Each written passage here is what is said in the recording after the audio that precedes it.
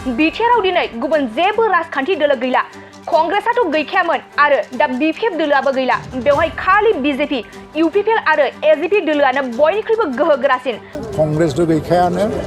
आरो दस्रा दलफोरबो गैला भाई एजिपि बिजेपि आरो इउपिपिएलनि जि मित्रजोट बेनो बयनिफ्रायबो शक्तिसिन बै समाव गासिबो दोलोफोरा गावबा गावनि जायगायाव गैयामोन बेखायनो हीरा सरनियाखौ देरहाहोनायनि मोनसे थासारि दंमोन नाथाय दिनैनि दिनाव हीरा सरनियाखौ देरहाहोनायनि जेबो थासारि गैला मानोना गासिबो दोलोआनो गावबा गावनि जायगायावनो दंसै आरो जोबनायाव हाग्रामाखौ हेफाजाब होनानै खामानि मावदोंमोनब्लाबो बै समाव हास्लाबाखैमोन नाथाय दा समाव हीरा सरनियानि बहदा 2 लाखनि गाहायाव थांगोन आरो हाग्रामायासो हीरा सरनियानिफ्राय बांसिन बहद मोनगोन मानोना बे दोलोआव एमसिएलएबो आरो एमएलएबो गैया बबेनिफ्राय बहद मोनगोन बेखायनो हीरा सरनियाया 3rd पजिशन आरो 2nd पजिशनाव हाग्रामायानो फैगोन नाथाय हाग्रामायाबो 2 लाख एबा 3 लाखनि बारा बहद मोननो हानाय नङा आरो जों 6 लाखनिफ्राय 7 लाखसिम बहद लानानै देरहालांगोन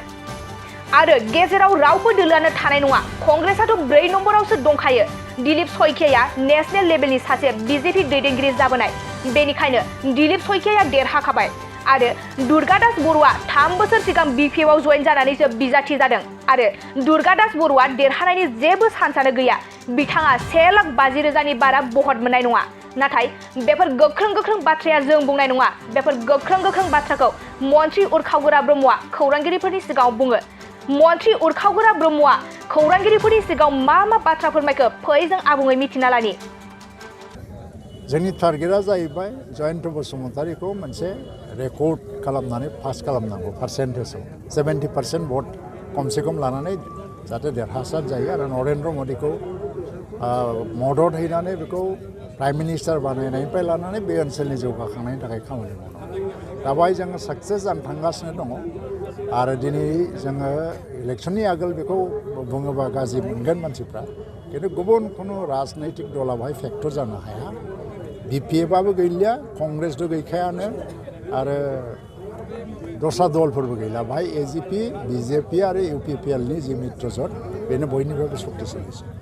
जिहेतु थांनाय बाराव गोबां मन्त्रि मनला थाबाबो बिपिएफआ नाथाय जेनदों नाथाय अना बर'निफ्राय देरहानो हादों देग्लायबो बिथाङा हीरा सरनिया बिथाङा देरहागोन होननानै बुंदों बर' अना बर' बाथ्राखौनो बुंनोनो नांला जयन्तआ एनडिएनि केन्डिडेट हीरा सरनिया जिएसपि केन्डिडेट बाव बर' अना बर' गैलिया जोङो आरो हीरा सरनियाया देरहालांनायनि खारन माखासे दंमोन बेखौ देरहानो होनाय जादों बै समाव परिबेसआ बेखौ देरहानो होनाय जादों दिनैनि दिना हीरा सरनियाखौ देरहानो होनाय परिबेस गैया जिहेतु गासिबो दला गावबागाव पजिशन लाबाय आगोलाव जाहैबाय दलफ्रा पजिशन लायाखैमोन आरो लास्ट ममेन्टआव हाग्रामाखौ मदद होनानै खामानि मावदोंमोनब्लाबो बे टाइमा एसे लेट जाफैदों हास्लाबाखै नाथाय दा हीरा सरनियानि भटआ प्राय 2 लाखनि गाहायाव थांगोन हाग्रामानासो बिपिएफनासो हीरा सरनियानिफ्राय एसे जौसिनाव थागोन ग्राफआनो बुंखायो खारन बेहाय एमसिएलएबो गैया बेहाय एमएलएबो गैया बयनिफ्राय भट मोननोब्लाय बर' हावाया गैला दा ओंखायनो हीरा सरनिया 3rd पजिशन थागोन 2ndआव हाग्रामायानो फैगोन खिन्थु 2.5 लाख 3 लाखनि बारा भट मोना बियो आरो जोङो 6 लाखनिफ्राय 7 लाख भट लानानै देरहालांगोन आरो गेजेराव रावबो गैया कंग्रेसआ 4 नम्बर जिहेतु दिनै सिम्बलिकसो बाहायलाय मोनसे दलनिफ्राय 200-300 फैगोन 1000नि बारा जानो हागौ आं मिथिया आङो दिनैहाय जास्ट बेखौ बेखेवनो फैदों बाइक रेलिया जाहैबाय मोनसे वार्म आप एवारनेस मानसिफोरनि गेजेराव सांग्रांथि लाबोनाय आरो बेनि उनाव जेखिनि कनस्टिटुवेन्सि वाइज रेलि जालांगोन बे रेलिफ्रा गिदिर जालांगोन दरं उदालगुरिखौ लानानै फोरमायगोन दरं उदालगुरियाव जेबो साननांगौ गैया दिलीप सयकिया जाहैबाय नेशनेल लेभेलनि सासे लिडार जाबोनाय बिजेपिनि आरो बिथाङा ओरैनो देरहाखाबाय बेहाय दुर्गादास बरुवा बोसोरथाम आगोल बिपिएफआव जयेन जानानै बिथाङा केन्डिडेट जादों आरो बिथांनि देरहानाया बाहाय खुनु चान्स गैया 1.5 लाखनि बारा भट मोना बियो दरं उदालगुरियाव बहुद बुरजा भट मोननानै देरहादों दिलीप सयकिया आरो जोंनि बर'फोरा इउपिपिएलनि जायफोर दङ मेक्सिमाम बर'फ्रा इउपिपिएलजोंनो दङ बेहाय गासिबो दिलीप सयकियानो होनो थाखाय रेडि जाबाय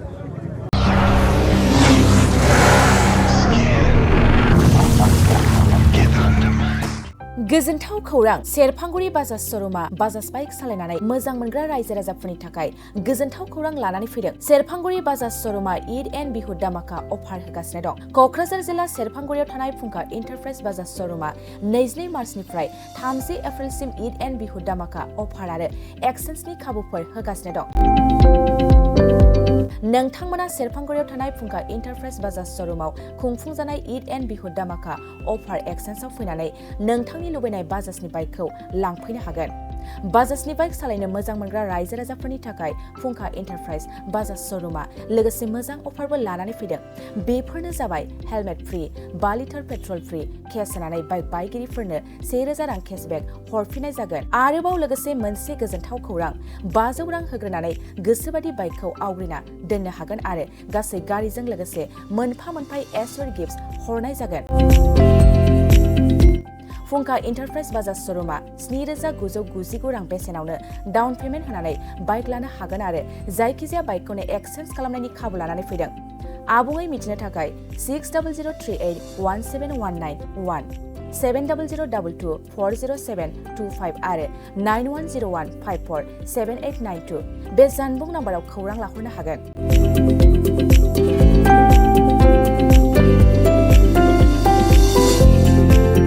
साख्रि नागिरग्रा सुबुंफोरनि थाखाय गोजोनथाव खौरां।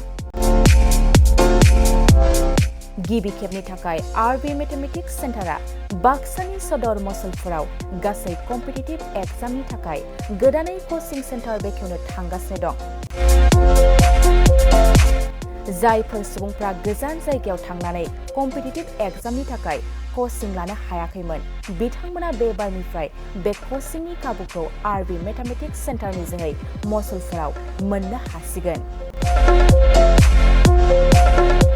बे कचिं सेन्टाराव बिथांमोना direct recruitment, 3rd and 4th grade, railway, SSC, army GD, Agniveer, bank, police आरो टेट आनजादफोराव जिरायनो हानाय बायदि रोंगौथि गोनां फोरोंगिरिजों फोरोंथाय होनाय जागोन।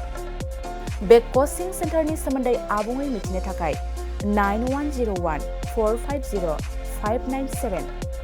6900584714 आरो 9365132228 जानबुं अनजिमायाव खौरां लानो हागोन।